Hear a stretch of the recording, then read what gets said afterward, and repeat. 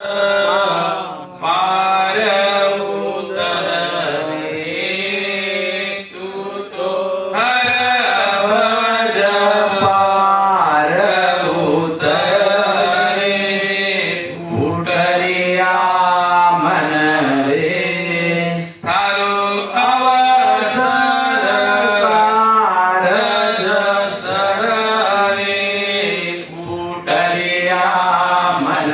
રે તું તો રામ સુમિરને કર રે ઉતરિયા મન રે મહારાજ ફરમાવે હે મન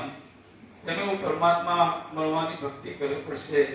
હે મન હંમેશા પરમાત્માનું નામ લે જ્યારે તમે પરમાત્માનું નામ કેવી રીતે લેવું પડે એ તો ખબર પડે કે નહીં. એ કેવું ખબર પડે જ્યારે સદગુરુ કહે સદગુરુ હમે ભેદ બતાવે કે કેવી રીતે પરમાત્માનું નામ લેવા પડે તો મહારાજ ફરમાવે કે હે મન હંમેશા પરમાત્માનું નામ લે અને ખોટી સંગત કર્મ અને ખોટી સંગતમાં ના પડ કેમ કે સંગત કરે તો સાધકી નહીં તો રહે એક સાગર શું મુખ બોલતા રે કરો તો બધે એવું થાય હવે સંગત જ્યારે તમે કરશે એને ગુણ લાગશે તો મહારાજ ફરમાવે કે સારા છોડીને સારા સન્માર્ગ ચાલ આચો માર્ગ પકડીને ચાલે આચો માર્ગ શું છે સત્સંગ માર્ગ જો આચો માર્ગ છે બધાની માર્ગ તો સંસાર માટે લઈ જાય છે પરંતુ સત્સંગના માર્ગે પરમાત્માને મળે એટલે મહારાજ કે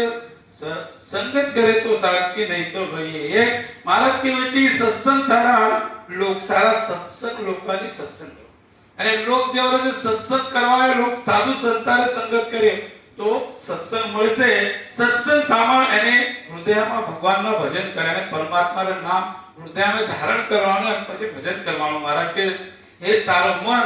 તારો રૂપ તારી વાણી અને તારે બુદ્ધિ આ બધું જ ભગવાનને અર્પણ કર પરમાત્માને શું અર્પણ કરવા તન મન ધન ગુરાજીને જીજે તન મન ધન ગુરાજી રાધીએ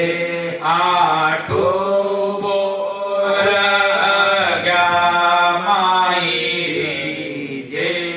આઠો બોર અગમાઈ જે અને 8 બોર ને 2400 ગંઠા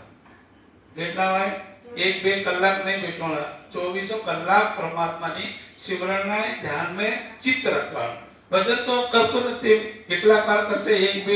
કલાક 2 કલાક 3 કલાક બેસી શકે લેકિન 24 કલાક હવે